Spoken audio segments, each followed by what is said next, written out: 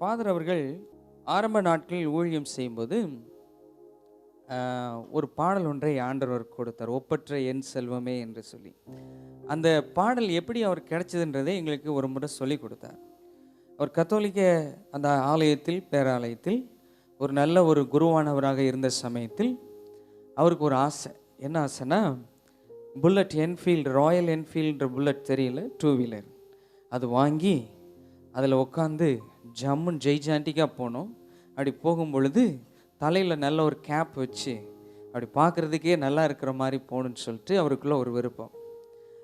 அதன்படி அவங்க அந்த கத்தோலிக்க மார்க்கத்தில் இருக்கிற நாட்களில் அவங்களுக்கு வசதி வாய்ப்புகள்லாம் நிறையா இருக்கும். நல்ல சாப்பாடு கொடுப்பாங்க, நல்ல பங்களா கொடுப்பாங்க, நல்ல ஹெல்ப்பர்ஸ் கொடுப்பாங்க, எல்லாமே அவங்களுக்கு கிடைக்கும்.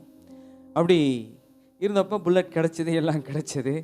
நல்லா அருமையாய் அந்த ஸ்ட்ரீட்டில் போகும்போது அவருக்கு ஒரு சந்தோஷம், நான் விருப்பப்பட்டது எனக்கு வந்திருக்கு அப்படின்னு சொல்லிட்டு மகிழ்ச்சியோடு போயிட்டு இருந்தாராம். ஆண்டவரை ஏற்றுக்கொண்ட உடனே அவருக்கு இருந்த எல்லாமே தன்னை விட்டு போகக்கூடிய ஒரு சூழ்நிலை. எத்தனையோ ஹெல்ப்பர்ஸ் இருப்பாங்க பங்களாவில், அந்த ஃபாதர்ஸோட பங்களாவில் இப்போ ஹெல்ப்பர்ஸ் கிடையாது. வசதியான பங்களா இருந்தது, இப்போ பங்களா கிடையாது. படுக்கிறதுக்கே ரொம்ப கஷ்டப்பட்ட ஒரு இடத்துல படுக்கணும். ஆண்டவராய் இயேசு கிறிஸ்துவை சொந்த ரட்சகராய் ஏற்றுக்கொண்டது நிமித்தம் எல்லா வசதி வாய்ப்புகளும் போயிடுச்சான்.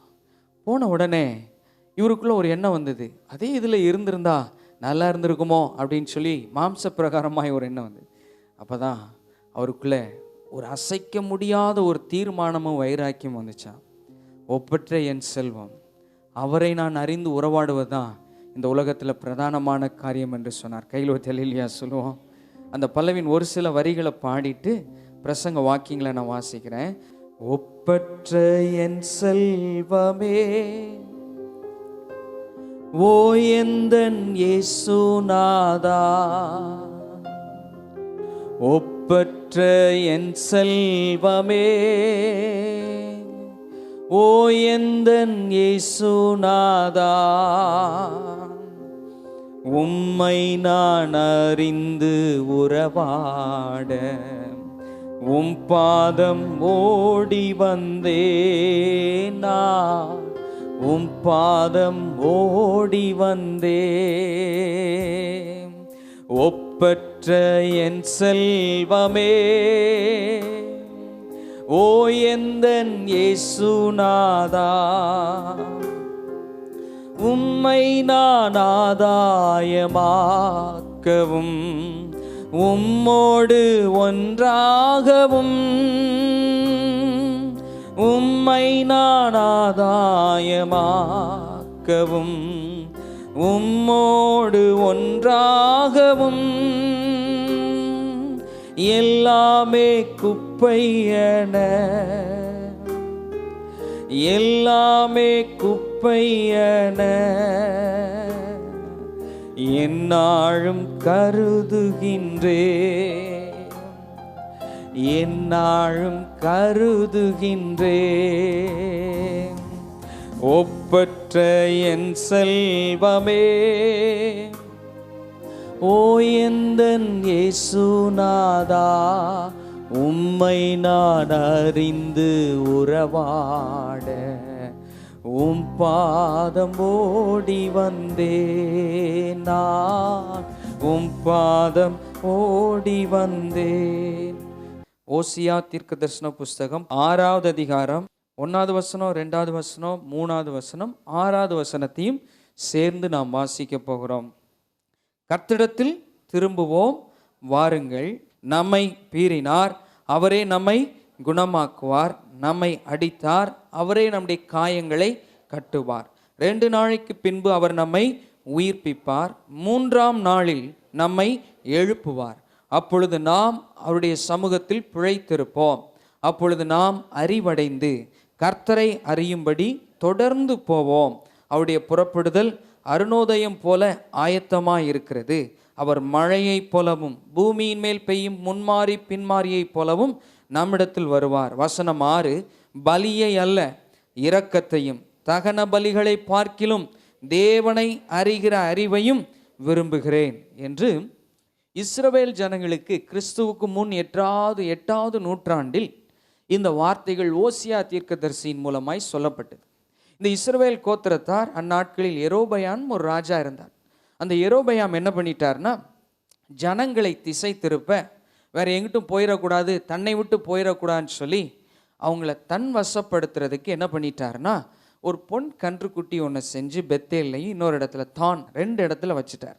வைத்தது நிமித்தம் இஸ்ரவேல் ஜனங்கள் எல்லாரும் கர்த்தரை விட்டு விலகி போயிட்டாங்க. அந்த கண்குட்டியை வணங்க ஆரம்பிச்சிட்டாங்க. அந்த நாட்களில் தான் ஓசியா தீர்க்கதரிசியின் மூலமாய் ஆண்டவர் இந்த தீர்க்க தரிசன வார்த்தைகளை சொன்னார். கர்த்தரிடத்தில் என்ன செய்யுங்க, திரும்பி வாருங்கள், மறுபடியும் வாங்க, கம் பேக் டு மீ. அப்படி நீங்கள் வந்துட்டு அவர் சொல்லுகிறார், மனம் திரும்புதல் அவசியம், மனம் திரும்பி வாங்க. வந்ததுக்கப்புறம் சொல்லுகிறார், நான் உங்களை என்ன செய்வேன், 2 நாளைக்கு பின்பு அவர் நம்மை உயிர்ப்பிப்பார், 3ஆம் நாளிலே எழுப்புவார்னா, இது ஞானஸ்தானத்திற்கு அடையாளமாகவும் சொல்லப்பட்டிருக்கிற தீர்க்க தரிசனமாய் ஞானஸ்தானத்திற்கு அடையாளமாகவும் சொல்லப்பட்டிருக்கிறது. அதற்கு ஒத்த வசனம் கொலோசியர் 2:12 இருக்கும். ஞானஸ்தானத்தினாலே நாம் அவருக்குள் அடக்கம் பண்ணப்பட்டு அவருக்குள் நாம் என்ன செய்கிறோம், உயிரோடு எழுந்திருக்கிறோம் என்கிற வார்த்தை, எக்ஸாக்டாக அந்த வார்த்தை கொலோசியர் 2:12 வரும். அப்படி சொல்லிட்டு அதன் பின்பதாக 3வது வசனம் வரும்பொழுது சொல்லுகிறார், அப்பொழுது நாம் மனம் திரும்பி வந்ததுக்கு அப்புறம் நாம் என்ன செய்வோம், we will come to the knowledge, அறிவடைவோம். அறிவடையும் பொழுது கர்த்தரை அறியும்படி தொடர்ந்து போவோம். கேஜேவிலையும் தமிழ் பைபிளையும் ஒன்று போல இருக்கும். we will follow, எதை தொடர்ந்து போவோம், ஸ்தோத்திரம். இந்த நாட்களில் எதை தொடர்ந்து போய் கொண்டிருக்கிறோம் அப்படிங்கிறது ஒரு கேள்வி. எதை தொடர்ந்து போக வேண்டும் என்றால், ரட்சிக்கப்பட்ட தேவ பிள்ளைகள் ஒரு காரியத்தை கடைசி மூச்சு வரைக்கும் தொடர்ந்து செய்யணும். என்னன்னா, கர்த்தரை தொடர்ந்து அறிய வேண்டும். கையில் ஒருத்தர் ஆமென் சொல்லுவோம். இன்றைக்கு செய்தியின் தலைப்பு knowing and growing in God. ஆண்டவரை அறிவது மட்டுமல்ல, அறிந்து தொடர்ந்து அதில் வளர வேண்டும். புரிந்தவங்க ஆமென் சொல்லுங்க. ஆமாம், ஏதோ வாரத்தில் ஒரு நாள் ஞாயிற்றுக்கிழமை சபைக்கு வரோம், ஆராதனைக்கு வர்றோம், ஒரு முறை வசனத்தை கேட்குறோம், அப்புறம் போகிறோம், அடுத்த ஞாயிற்றுக்கிழமை வர்றோம் அப்படின்னு அல்ல. ஒவ்வொரு நாளும் தொடர்ந்து தொடர்ந்து அவரை அறியும்படி தொடர்ந்து போக வேண்டும் என்று அன்றைக்கு ஆண்டுடைய விருப்பம் இருந்தது. இன்றைக்கும் அதே விருப்பம் தான் அவருக்கு இருக்கிறது. இன்னைக்கு பல காரியங்களை நம்ம அறிவதற்காக முயற்சி செஞ்சுட்டு இருக்கோம். ஒரு முறை என்னுடைய மனைவிக்கு வடை பிடிக்குன்னு சொல்லிட்டு உளுந்த வடை ஏதோ வாங்கிட்டு போய் கொடுத்த உடனே என்னுடைய மனைவி சொன்னாங்க, ஏன்பா இத்தனை வருஷம் கூட இருக்கிறீங்க, எனக்கு எந்த வடை பிடிக்குன்னு உங்களுக்கு தெரியாதா அப்படின்னு ஒரு கேள்வி கேட்டாங்க. அஃபண்ட் ஆகலை, ரொம்ப யோசிக்க ஆரம்பித்தேன். இத்தனை வருஷம் குடும்பம் நடத்துகிறோம், மனைவியோடு இருக்கிறோம், என்ன வடை பிடிக்குன்னு கூட நமக்கு தெரியலையே அப்படின்னு சொல்லிட்டு அப்புறம் தான் சொன்னாங்க, நான் எப்பயும் பருப்போட தான் சாப்பிடுவேன், உங்களுக்கு தெரியாதா அப்படின்னு சொன்னாங்க. சரி, இன்னையிலேருந்து புரிஞ்சுக்கிட்டேன், இனிமேல் உனக்கு எந்த வடை தான் வாங்கிட்டு வரணும், பருப்போட. அநேகர் சிரிக்கிறீங்க, அநேக கணவன்மார் நினைக்கிறீங்க வாங்கிட்டு வரதே பெரிய விஷயம், இதில் வெரைட்டி வேறையா உங்களுக்கு கேட்குது அப்படின்னு கணவன்மார் யோசிக்கிறீங்க. ஒவ்வொருவரும் ஒவ்வொரு காரியத்தை அறிந்து கொள்ள முயற்சி செய்கிறோம் இல்லை? என்னென்னமோ மனைவியை அறிந்து கொள்ள முயற்சி செய்கிற அந்த உலகத்தில் ப்ளீஸ் பண்ணுறதுக்காக, நம்முடைய அன்பை வெளிப்படுத்துவதற்காக ஏதோ முயற்சி பண்ணிகிட்டு இருக்கிறோம். That's right. அது ஒரு பக்கம் இருக்கும் பொழுது, J.I. பேக்கர் என்கிற அற்புதமான ஒரு தேவ மனிதர், 93 வயசாயிடுச்சு. அவர் வேங்கோவர் என்கிற இடத்தில் கனடாவில் இருக்கக்கூடிய ரீஜென்ட் யூனிவர்சிட்டியில் ஒன் ஆஃப் த தியாலஜியன்ஸ். அவர் அற்புதமாய் இந்த காரியத்தை எழுதினார். அவர் புக்கில் வாசித்து எனக்கு ரொம்ப பிடிச்சது. அவர் என்ன எழுதியிருக்கிறாருன்னா, ஒன்ஸ் யூ பிகம் அவர் that the main business that you are here, ஆனால் இந்த உலகத்தில் நீங்கள் இருக்கக்கூடிய மெயின் பிஸ்னஸ்ன்றதை எழுதுகிறார். The main business that you are here for is to know God. Most of life's problems fall into place of their own accord. நீங்கள் இந்த உலகத்தில் வாழும் பொழுது உங்களுடைய பிரதானமான நோக்கம், மெயின் பிஸ்னஸ் என்னன்றதை நீங்கள் அறிஞ்சிக்கிறணும், விழிப்பாக இருக்கணும், அவேராக இருக்கணும். என்ன உங்களுக்கு இந்த உலகத்தில் பிரதானமான காரியம்னா, ஆண்டவரை அறிவது தான் இந்த உலகத்தில் உயிரோடு இருக்கிற வரைக்கும் பிரதானமான காரியம். கையில் ஒருத்தர் ஆமென் சொல்லுங்க. அதனால தான் ஆண்டவர் இங்கே சொல்கிறார் பாருங்க, பலியை அல்ல இரக்கத்தையும் தகன பலிகளை பார்க்கிலும் தேவனை அறிகிற அறிவையும் தான் நான் விரும்புகிறேன்னு சொல்கிறார். It is not contrast, you have to combine every thing. ஆனால் அதை சொல்லும் பொழுது எப்படி சொல்கிறார் என்றால், ஏனென்றால் பழைய ஏற்பாட்டில் பலி செலுத்தி காம்பன்சேட் பண்ணார். ஒரு ஆள் டிஸ்ஒபே பண்ணி ஆண்டவருக்கு கீழ்ப்படியாமல் போய் பலியை கொடுத்து காம்பன்சேட் பண்ணிடலாம் எப்படியாவது ஆண்டவர்னு நினச்சாரு. அப்படி கிடையாது. இங்கே சொல்லப்பட்டிருக்கக்கூடிய சாராம்சம் என்னன்னு கேட்டிங்கன்னா, you have to combine every thing with right motive அப்படின்றதான் இங்கே சொல்லப்பட்டிருக்கிறது. பலியை காட்டிலும் இரக்கமும் தகன பலியை பார்க்கிலும் கர்த்தரை அறிகிற அறிவும் எல்லாம் சேர்த்து இருக்கணும்னு சொல்லப்பட்டிருக்கிறது. ஆகவே அருமையான தேவ பிள்ளைகளே, இந்த உலகத்தில் பிரதானமாய் நாம் செய்யக்கூடிய நம்முடைய ஃபோக்கஸ் என்ன இருக்குன்னா, கர்த்தரை ஒவ்வொரு நாளும் அறியணும். ஒரு ஆமேன் சொல்லுவோம். பல பிரச்சனைகள், பாடுகள் இப்படிலாம் வரும் பொழுது கன்னத்தில் கை வச்சு உட்காந்துடக்கூடாது.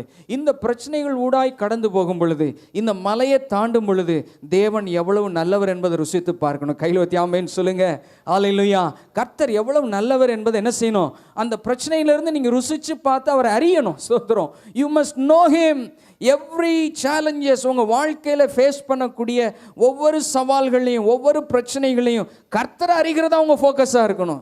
இதோட போதும், எம்மா என்ன ஜனங்கள், என்ன ஆட்கள், எவ்வளோ கொடூரமான நபர்கள், இந்த ஆட்களோடு நம்ம இருக்கணுமா அப்படின்னு யோசிக்கிறத விட்டுட்டு ஒவ்வொரு பிரச்சனையும் தாண்டி போகும் பொழுது, ஒவ்வொரு நாளும் சவால்களை தாண்டி போகும் பொழுது கர்த்தர் நல்லவர் என்பதை ருசித்து பாருங்கள்.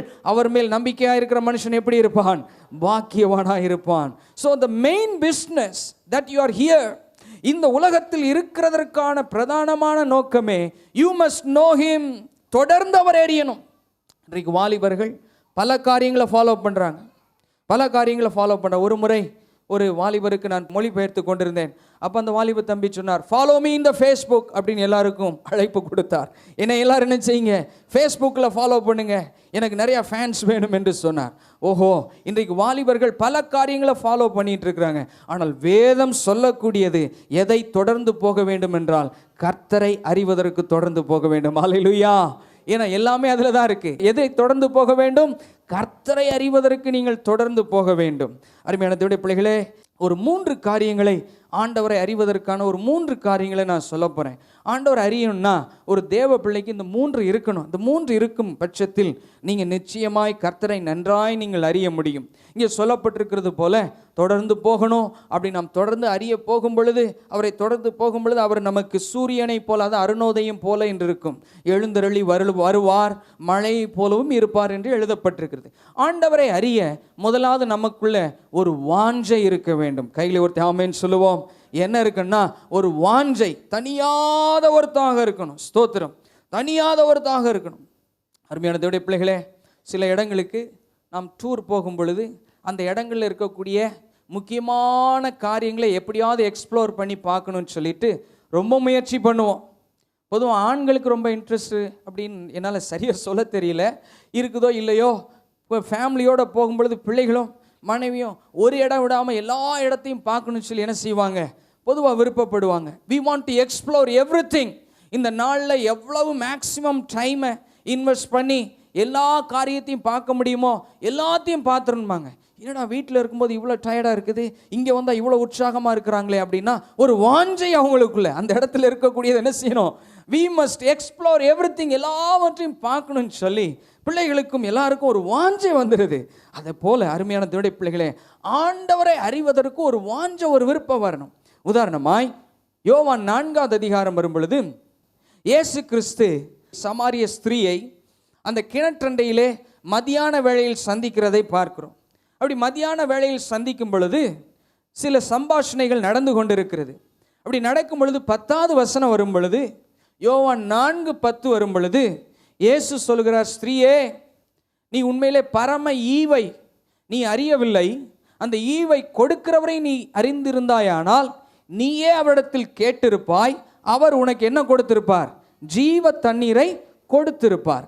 நீ அறியாதது நிமித்தம் நீ யாரோட பேசிட்டு இருக்கின்றதே தெரியல, நீ கேட்க வேண்டியது உனக்கு என்ன செய்யல, கேட்கவும் தெரியல அப்படின்னு சொல்லுகிறார். உன்னை இந்த ஸ்திரீ கொஞ்சம் கொஞ்சமாய் அவரோடு கூட பேசுகிறதையும், அதற்கப்புறம் கடைசி வரும் பொழுது அந்த ஸ்திரீ சொல்வாள், மேசியா என்கிறவர் ஒரு நாள் வருவார், அவர் எங்களுக்கு எல்லாவற்றையும் என்ன செய்வார், விளக்கி சொல்லுவார் என்று சொல்லுகிறதை பார்த்தோடனே அடுத்த வசனத்தில் 26 போடப்பட்டிருக்கும். இயேசு சொல்லுகிறார், உன்னோடு கூட பேசுகிற நான் தான் அவர் என்று சொல்லுகிறார். ஹல்லேலூயா, ஸ்தோத்திரம். நன்றாய் கவனிங்கள். இது இங்கே என்ன பாயிண்ட் சொல்ல வரேன்னா, அந்த சகோதரிக்கு வாழ்க்கை நல்லா இல்லாத ஒரு வாழ்க்கை தான். இயேசுவே சொல்லுகிறார், போய் உன் கணவனை கூப்பிட்டுட்டு வானோடனே அந்த சகோதரிக்கு ரொம்ப வெட்கம் வந்துருச்சு. உண்மையை சொல்லக்கூடிய காரியங்கள் எல்லாம் பார்க்குறோம். சரியில்லாத வாழ்க்கை இருந்தாலும் அந்த சகோதரிக்குள்ள ஒரு விருப்பம் இருந்தது, ஒரு வாஞ்சை இருந்தது. என்ன வாஞ்சை இருந்தது என்றால், மேசியா சீக்கிரமாய் வருவார், அந்த மேசியாவை என்ன செய்வேன், நானும் பார்ப்பேன், அந்த மேசியா பல காரியங்களை என் வாழ்நாளில் என்ன செய்வார், எடுத்து சொல்லி கொடுப்பார், அவைகளெல்லாம் நான் என்ன செய்வேன், படிப்பேன்ற ஒரு வாஞ்சை இருந்தது நிமித்தம் அந்த பிள்ளைக்கு, அந்த சகோதரிக்கு அன்றைக்கு ரட்சிப்பு வந்தது. கையில் அல்லேலூயா சொல்லுவோம், ஸ்தோத்திரம், அல்லேலூயா சொல்லுவோம், ஸ்தோத்திரம். ரட்சிப்பு தானாக நடந்துடாது பிரதர் சிஸ்டர். அவரை விசுவாசிக்கும் பொழுது, வாஞ்சியோடு தேடும் பொழுது தான் அங்கே ரட்சிப்பு நடக்கிறத பார்க்குறோம். தானாக வந்துடாது. அது கிருபையான ஒரு ஈவு தான், இல்லைன்னு சொல்லலை. ஆனாலும் இந்த சகோதரிக்குள்ள ஒரு வாஞ்சை இருந்தது. மேசியா என்கிறவர் ஒருவர் வருவார், எங்களுக்கு இந்த சத்தியங்களாம் எல்லாவற்றையும் விளக்கி சொல்வார், அவருடைய வருகைக்காக நாங்கள் காத்திருக்கிறோம், அந்த மேசியாவை பார்ப்பதற்காக ஆவலாய் காத்திருக்கிறோம் சொன்னவனே ஆண்டவருக்கு பொறுக்க முடியல, தன்னை வெளிப்படுத்துகிறதை பார்க்கிறோம். அதன் பின்பதாக ஆண்டவரை அறிந்து கொண்டவுடனே, மேசியாவை அறிந்து கொண்டவுடனே வேகமாய் தன் ஊருக்குள் போய் எல்லாரையும் அழைத்து கொண்டு வருகிறதை பார்க்கிறோம். ஹல்லேலூயா சொல்லுவோம். ஹல்லேலூயா. சிறு பிள்ளைகளாக இருக்கும் பொழுது எனக்கு இன்னும் ஞாபகம் இருக்குது, மறைந்து போன நம்முடைய முதலமைச்சர் கருணாநிதி அவர்கள், நாங்கள் அப்பொழுது ஸ்ரீவில்லிபுத்தூர் பகுதியிலே குடியிருந்தோம். இந்த ஊருக்கு வருகிறார் என்று கேள்விப்பட்டோம். அந்த நாட்களில் இப்போ இருக்கிற மாதிரி மொபைல் ஃபோனோ டெக்னாலஜியோ என்ன கிடையாது, ஒன்றும் கிடையாது. எங்கேயாவது இந்த அனௌன்ஸ் பண்ணிகிட்டு இருப்பான், வருகிறார் வருகிறார், சிவகாசி தாண்டி விட்டார்னு சொல்லுவாங்க. அப்போ தான் விருதுநகர் வந்திருப்பார், சிவகாசி தாண்டி விட்டார்னு சொல்லுவாங்க. நாங்கள் பாருங்கள் 7 மணிக்கெலாம் போய் அந்த கொடி கம்பத்தில் உட்காந்துட்டோம். எப்படியாவது இன்றைக்கி ஐயாவை பார்த்துடணும், எப்படியாவது அவருக்கு என்ன செய்யணும், கை அசைக்க வேண்டும் என்று சொல்லி அங்கே போய் உட்காந்துட்டோம். உட்காந்தா பல மணி நேரம் ஆகுது, வரவே இல்லை. ஆனாலும் பாருங்கள், தூக்கமும் வராது, பார்க்காம என்ன செய்ய போகிறதில்ல, வீட்டுக்கு போகிறதில்ல. அம்மா அப்பாட்ட பெர்மிஷன் கேட்டுட்டு அங்கே வந்து எப்படியாவது இன்னைக்கு சிஎம் வர்றார், அவரை பார்க்கணுமா, அப்பா பார்க்கணும் அப்படின்னு சொல்லிட்டு இருக்கிறத பார்த்தோம். பல மணி நேரம் கழித்து அவர் வந்தார். அதற்கப்புறம் அந்த குறிப்பிட்ட பகுதியில் மீட்டிங், அந்த கட்சி கூட்டங்கள் எல்லாம் நடந்ததை இன்றைக்கும் எனக்கு ஞாபகத்தில் இருக்கிறது. ஒரு மனிதனுடைய வருகையை பார்ப்பதற்கு அப்படி ஒரு வாஞ்சை. காரணம், அந்த மனிதர் ஒரு உயர்ந்த பதவியில் இருக்கிறார், ஒரு நல்ல கணவந்தராக அவர் இருக்கிறார். அந்த நாட்களில் அவரை பார்ப்பது என்பதே அரிதாக நமக்கு இருக்கிறது. ஸ்தோத்திரம். நான் இங்கே சொல்லி கொண்டிருக்கக்கூடியவர் மனிதர்களும் மேலானவர். ஸ்தோத்திரம். அவர் மனுஷன் அல்ல, அவர் மாறாத தெய்வம். கையில் ஒரு தலையிலையா சொல்லுவோம். அவரை பார்க்கிறதற்கான ஒரு வாஞ்சை, அவரை அறிகிறதற்கான ஒரு வாஞ்சை, ஒரு தனியாத தாகம் நமக்குள்ளே வர வேண்டும். ஸ்தோத்திரம். ஆகவே தான் தாவீது பல பாடல்களை, திருப்பாடல்களில் சங்கீதங்களை பாடும் பொழுது அநேக பாடல்களில் தன்னுடைய ஆதங்கத்தை வெளிப்படுத்தி சொல்கிறார். ஆண்டவரே, மானானது நீரோடை வாஞ்சித்து கதறுவது போல என் ஆத்மாவும் மேல் எப்படி இருக்கிறது, வாஞ்சையா இருக்கிறது.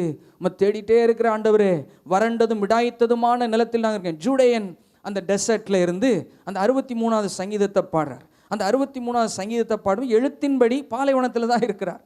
கீழே பார்த்தா பாலைவனம், நிலங்கள்லாம் அப்படியே பிளந்து விடாய்த்து போய் கிடக்குது. நீங்கள் பார்த்துருக்குறீங்களா, அந்த குளங்களில் தண்ணிலாம் இல்லைன்னா எவ்வளோ வறட்சியாக இருக்கும் பார்த்துருக்குறீங்களா? கீழே பார்க்குறார், இப்படி இருக்குதே இந்த நிலம், இப்படி இந்த மாதிரி ஒரு லேண்டாக இருக்குதே, விடாய்த்து போன வறட்சியான நிலமாக இருக்கேன்னு பார்த்துட்டு மேலே பார்க்குறார்.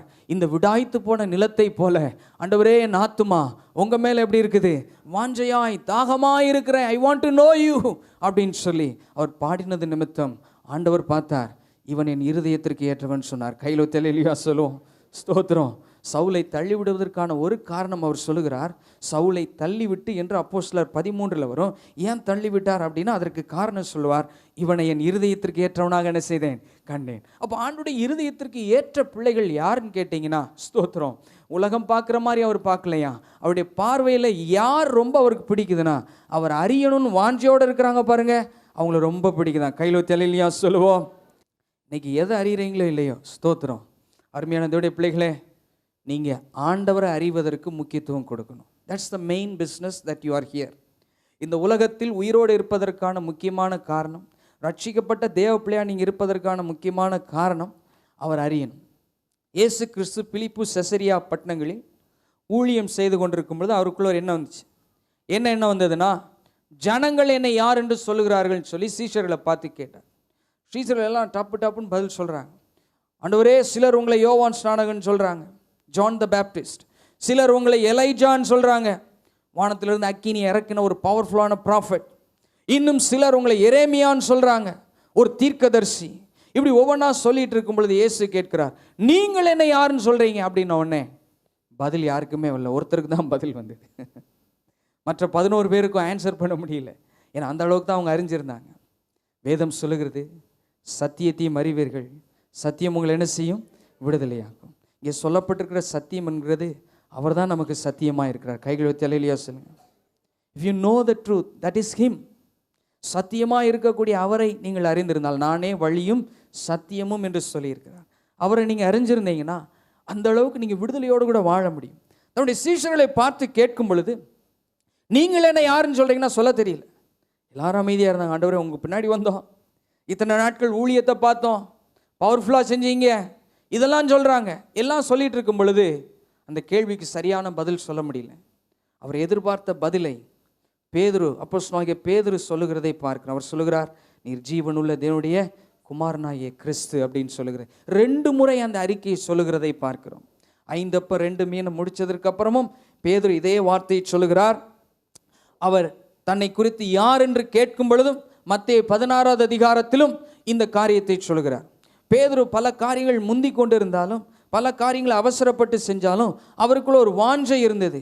என்ன வாஞ்சை இருந்தது என்றால், தேவனை அறிய வேண்டும், கர்த்தரை இன்னும் அதிகமாய் அறிய வேண்டும், இன்னும் அதிகம் ஆண்டவரை குறித்து தெரிந்து கொள்ள வேண்டும் என்று சொல்லி அவ்வளவு அதிகமாய் அந்த காரியத்தில் வாஞ்சையும் அந்த நாட்டத்தையும் காண்பிக்கிறதை பார்க்கிறோம். சில சமயங்கள் பாருங்க, இந்த உலகத்தில் இருக்கக்கூடிய நாலேஜுக்கு ரொம்ப முக்கியத்துவம் கொடுப்போம். ஆமாம், இப்போ என்னுடைய மனைவி கூட சில டைம் சொல்லுவாங்க, இந்த மீடியான்றது முன்னாடி ஒர்க் பண்ணிங்களே, இப்போ ஏதாவது ஞாபகம் இருக்குதா உங்களுக்குன்னு கேட்பாங்க. ஏதாவது அப்டேட் பண்ணுங்கள், அதை பற்றி சாஃப்ட்வேர்ஸ் இதை பற்றி அப்டேட் பண்ணுங்கள் அப்படின்னு சொல்லுவாங்க. இருக்கட்டுமா, பார்ப்போம், கொஞ்சம் வெயிட் பண்ணு அப்படின்னு நான் சொல்வதுண்டு. காரணம் என்னென்னா, இந்த உலகத்தில் நாம் தெரிந்த காரியங்களை நிச்சயமாக அதிகமாக அப்டேட் பண்ணுறதற்கு எவ்வளவோ பிரயாசப்படுறோம். காரணம், we are living in a competitive world. போட்டி போட்டு உழைக்கக்கூடிய சமுதாயத்தில் வாழ்ந்து கொண்டு இருக்கிறது நிமித்தம் இன்றைக்கி நம்ம அப்டேட் பண்ணலாம், இன்னொருத்தங்க என்ன செஞ்சுருவாங்க, நம்மளோட முந்தி போயிடுவாங்க. அப்படி ஒரு பிஸ்னஸ் வேர்ல்டில் வாழ்ந்துட்டு இருக்கிறோம். ஆகவே இந்த உலகத்தில் வாழும் பொழுது நம்முடைய நாட்டமும் ஆர்வமும் இந்த உலகத்தில் இருக்கக்கூடிய நாலேஜ் இதற்கு அதிக முக்கியத்துவம் கொடுக்கிறோம். ஆனால் வேதம் சொல்லுகிறது, முதலாவது தேவனுடைய ராஜ்யத்தையும் அவருடைய நீதியும் என்ன செய்யணுமா, தேடும் பொழுது இவைகளெல்லாம் என்ன செய்யப்படும், உங்களுக்கு கூட கொடுக்கப்படும். எனக்கு ரொம்ப ஆச்சரியம் என்னன்னா, தானியேலும் அவனோடு கூட சேர்ந்த 3 நபர்களும் எருசலேமிலிருந்து கைதிகளாய் பிடிக்கப்பட்டு, அடிமைகளாய் பிடிக்கப்பட்டு பாபிலோன் தேசத்தில் போய் இருக்கும் பொழுது 1வது அதிகாரத்தில் வாசித்து பார்த்தா ஆச்சரியமாக இருக்கிறது. இவர்கள் எல்லாரும் வெஜிடேரியன் சாப்பாடு தான் சாப்பிடுவோன்னு சொல்லிட்டு தங்களுடைய தீர்மானத்தை சொல்கிறாங்க. தீர்மானத்தை சொன்ன உடனே அங்கே ஒரு பெரிய பிரச்சனைகள், அமளிகள் எல்லாம் நடக்கிறது. அப்பொழுது ராஜாட்ட உத்தரவு பெற்றுட்டு வாங்க அப்படின்னு சொல்லிட்டு அந்த கவனிக்கிறவர்கிட்ட சொல்கிறார், ராஜாட்ட போய் உத்தரவு பெற்றுட்டு வாங்க அப்படின்னு சொல்லிட்டு வந்த உடனே சரின்னு சொல்கிறார். சில நாட்கள் ஆன பிற்பாடு அங்கே ஒரு காரியம் நடக்கிறது. என்னவென்றால், மற்றவர்களை பார்க்கிலும் இவர்கள் எப்படி இருந்தார்கள் என்று போடப்பட்டிருக்கிறது. 10 மடங்கு எப்படி இருந்தார்கள், சமர்த்தர்களாய். எதுலெல்லாம் சமர்த்தர்களாய் இருந்தார்கள்? 4 ஏரியாவில் எக்ஸலண்ட்டாக இருந்திருக்காங்க. ரைட்டிங், விஸ்டம், நாலேஜ், சாமர்த்தியம்னா ரொம்ப ஸ்மார்ட்டாக ஒர்க் பண்ணுறது, இவைகள் எல்லாவற்றிலும் அவங்க எப்படி இருந்தாங்கன்னா அவ்வளவு சாமர்த்தியமாய் அவ்வளவு நல்லா இருந்திருக்கிறதை அங்கே பார்க்கிறோம். காரணம் என்னன்னு தெரியுமா? தானியேல் 11:32 போடப்பட்டிருக்கும், தங்கள் தேவனை அறிந்திருக்கிற ஜனங்கள் திடம் கொண்டு அதற்கு ஏற்றபடி செய்வார்கள். கைகளை ஒருத்தர் ஹல்லேலூயா சொல்லுவோம். 11:32 தான் போடப்பட்டிருக்கும். இஃப் யூ நோ காட், தேவனை வாஞ்சியோடு கூட நீங்கள் அறிந்திருக்கும் பொழுது, வாஞ்சியோடு கூட அவரை தேடும் பொழுது அவரை அறிந்து கொள்வீங்க. அங்கே போடப்பட்டிருக்கும், தங்கள் தேவனை அறிந்திருக்கிற ஜனங்கள் திடம் கொண்டு அதற்கேற்றபடி செய்வார்கள் என்றால் they will have a great energy. அவர்களுக்கு ஒரு புது பலன், உற்சாகம் இருக்கும் ஆண்டவருக்காய் செய்வதற்காக. ஆகவே ஆண்டவரை அறிவதற்கு, தொடர்ந்து அவரை அறிவதற்கு முதலாவது நமக்கு காணப்பட வேண்டிய காரியம், அவர் மீது ஒரு வாஞ்சை இருக்கணும். கர்த்தர் மீது என்ன இருக்கணும்? ஒரு வாஞ்சை, ஒரு டிசையர் இருக்கணும். ஸ்தோத்திரம். அருமையான விடைப்பில் அந்த வாஞ்சியோடு கூட நம்ம இருக்கும் பொழுது அவரை அறிவதற்கு அது உதவியாக இருக்கும். 2வதாக தேவனை அறிவதற்கு 2வது காரியம் என்னன்னு பார்த்தீங்கன்னா, சங்கீதம் 46 போடப்பட்டிருக்கும். சங்கீதம் 46 வசனம் 10, 11 வசனங்களை வாசித்து பார்த்தீர்கள் என்றால் இங்கே போடப்பட்டிருக்கும், நீங்கள் அமர்ந்திருந்து நானே தேவன் என்று என்ன செய்யுங்க, அறிந்து கொள்ளுங்கள் என்று போடப்பட்டிருக்கும். ஜாதிகளுக்குள்ளே எப்படி இருப்பேன், பூமியிலே எப்படி இருப்பேன், உயர்ந்திருப்பேன். சேனைகளின் கர்த்தர் எப்படி இருக்கிறார், நம்மோடு கூட இருக்கிறார் என்று இந்த வாசனங்கள் போடப்பட்டிருக்கும். அமர்ந்திருப்பது என்பது வெயிட்டிங் அப்பான் காட். 2வதாக கர்த்தருடைய சமூகத்தில் காத்திருப்பது நிமித்தம், அமைதலாய் இருப்பது நிமித்தம். ஆமென். அருமையான தேவனுடைய பிள்ளைகளே, அவர் யார் என்பதை நாம் அறிந்து கொள்ள முடியும். Be at peace or calm down and learn என்று சில டிரான்ஸ்லேஷனில் போடப்பட்டிருக்கு. Stop your fighting and know that I am God என்று இன்னொரு டிரான்ஸ்லேஷனில் போடப்பட்டிருக்கிறது. வேற ஒன்றும் இல்லை. அருமையான தேவனுடைய பிள்ளைகளே, கிறிஸ்தவ ஜீவியத்தில் ஆண்டவராக இயேசு கிறிஸ்துவை ஏற்றுக்கொண்டோம். We want to be matured. நான் இந்த மெச்சூரிட்டி எதில் வருதுன்னு கேட்டேன், வெயிட்டிங் அப்பான் காட், கர்த்தருடைய சமூகத்தில் காத்திருப்பதில் தான் ஆண்டவர் நம்மளை முதிர்ச்சி என்கிற அனுபவத்துக்கும் கொண்டு வருகிறதை பார்க்கிறோம். இரண்டாவதாக, ஆண்டவரை அறிவதற்காக அமர்ந்திருக்கக்கூடிய ஒரு அனுபவத்தில் இருக்க வேண்டும். நாட்கள் போக போக போக, காலங்கள் மாற மாற மாற அநேக விஷயங்களில் ரொம்ப பரபரப்பாகவே போயிட்டு இருக்கிற மாதிரி இருக்குது. அநேக விஷயங்களில் நோ டைம் ஃபார் காட்ன்ற அளவுக்கு போகிற மாதிரியே இருக்குது. இப்போ இருக்கக்கூடிய வாலிப பிள்ளைகளுக்கு வாரத்தில் ஒரு நாள் சர்ச்சுக்கு வந்து உட்காருப்பான்னு சொன்னாலே அதுவே பெரிய விஷயமா இருக்குது. கடைசி பெனடிக்ஷனுக்கு வந்து உட்காந்துட்டு தலையை காமிச்சிட்டு என்ன செஞ்சுறாங்க, போயிடுறாங்க. ஏன்னா ரொம்ப பரபரப்பு. we don't have time for God. என்டர்டெயின்மெண்ட்டுக்கு, மற்ற காரியங்களுக்கு, எல்லாவற்றுக்கும் நேரம் இருக்கிறது. ஆனால் தேவனோடு அமர்ந்திருக்கக்கூடிய, வெயிட்டிங் அப்பான் காட், ஆண்டவருக்காய் காத்திருக்கக்கூடிய அனுபவத்துக்குள்ளே வருவதற்கு அவர்களுக்கு கொஞ்சம் கூட மனதில் அந்த எண்ணமே இல்லை. அருமையான தேவனுடைய பிள்ளைகளே, அவருடைய சமூகத்தில் நீங்கள் காத்திருக்கும் பட்சத்தில், காத்திருக்கிறவங்களுடைய ஜெபத்தை கேட்கக்கூடிய ஆண்டவர் காத்திருக்கிறவர்களுக்காக சரியான வேளையில் கர்த்தர் அற்புதங்களை செய்கிறவராக இருக்கிறார். ஆண்டவரை அறிந்து கொள்வதற்கு நீங்கள் வெயிட் பண்ணி பாருங்கள். ஸ்தோத்திரம். கொஞ்சம் கொஞ்சமாக வெயிட் பண்ணுங்கள். சிலருக்கு சில ஆண்டுகள் வெயிட் பண்ணுற மாதிரியும் இருக்கும். ஸ்தோத்திரம். Longer you wait stronger you are. கைகளை ஒருத்தி ஒரு அல்லேலூயா சொல்லுவோம். ரொம்ப லாங்காக வெயிட் பண்ணிட்டேன் பிரதர், நீங்கள் தான் ரொம்ப ஸ்ட்ராங்கான ஆள். அல்லேலூயா ஸ்தோத்திரம். 10 வருஷம் கிட்ட வெயிட் பண்ணிட்டோம், ஒன்றும் பிரச்சனை இல்லை. You are stronger than others. மற்றவங்கள எப்படி இருக்கிறீங்க? ஸ்ட்ராங்காக இருக்கிறீங்க. வேற ஒன்றும் இல்லை, கர்த்தருடைய சமூகத்தில் காத்திருக்கக்கூடிய அனுபவத்தில் இருக்கணும். இன்னைக்கு பாருங்க, அநேகருடைய பிரச்சனை என்னன்னா, ஏதாவது பொருட்கள் வாங்கன்னா என்ன செஞ்சுறாங்க, சுலபமான தவணைகள் அப்படிலாம் இருக்குது, போய் என்ன செஞ்சுறாங்க, வாங்கிடுறாங்க. ரொம்ப அவசரப்பட்டு வாங்குறாங்க. என்ன சொல்ல வரேன்னா, இன்னைக்கு ஜனங்கள் ரொம்ப அவசரப்பட்டு, பல காரியங்களை அவசரப்பட்டு வெயிட் பண்ண முடியாமல் பல லோனில், பல சிக்கல்களில் போய் தவிச்சு தன்னுடைய வாழ்க்கையில் விரக்தியோட, ஃப்ரஸ்ட்ரேஷனோட, ஃபெயிலியரோடு இருக்கிறாங்க. அருமையான தேவனுடைய பிள்ளைகளே, இந்த வார்த்தையை கேட்டுக்கொண்டு இருக்கும்பொழுது உங்களுக்கு சொல்கிறேன், அமர்ந்திருந்து தேவன் யார் என்பதை அறிந்து கொள்ளுங்க. ஹல்லேலூயா. இன்றைக்கி நீங்கள் கிடைக்கக்கூடிய ஆசீர்வாதம் இன்றைக்கி வரலாட்டினாலும் பரவாயில்ல, இன்னைக்கு எனக்கு கிடைக்கல, இல்லை இந்த மாதம் நடக்கலைன்னா கூட பரவாயில்ல, அதினதின் காலத்தில் எல்லாவற்றையும் நேர்த்தியாய் செய்யக்கூடிய ஒரு ஆண்டவர் இருக்கிறார். சொல்லப்பட்டிருக்கிறது, முன்மாரியை போலவும் பின்மாரியை போலவும் உங்களுக்கு வருவார். ஹல்லேலூயா. அந்த ரெயினை குறித்து ஒரே ஒரு காரியத்தை சொல்கிறேன். ஆன் டைமில் வரக்கூடிய மழைக்கு பேர் தான் முன்மாரி பின்மாரி. சரியான டைமில்.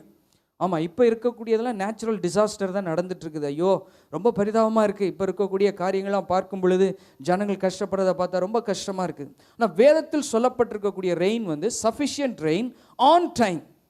முன்மாரியும் பின்மாரியும் சரியான நேரத்தில் பெய்யக்கூடிய, சரியான அளவில் பெய்யக்கூடிய மழை. பயிரிடுவதற்கு முன்பதாகவும் வரும், அந்த பயிர் அறுவடை செய்வதற்கு முன்பதாக, அதான் முன்மாரி பின்மாரி என்று போடப்பட்டிருக்கிறது.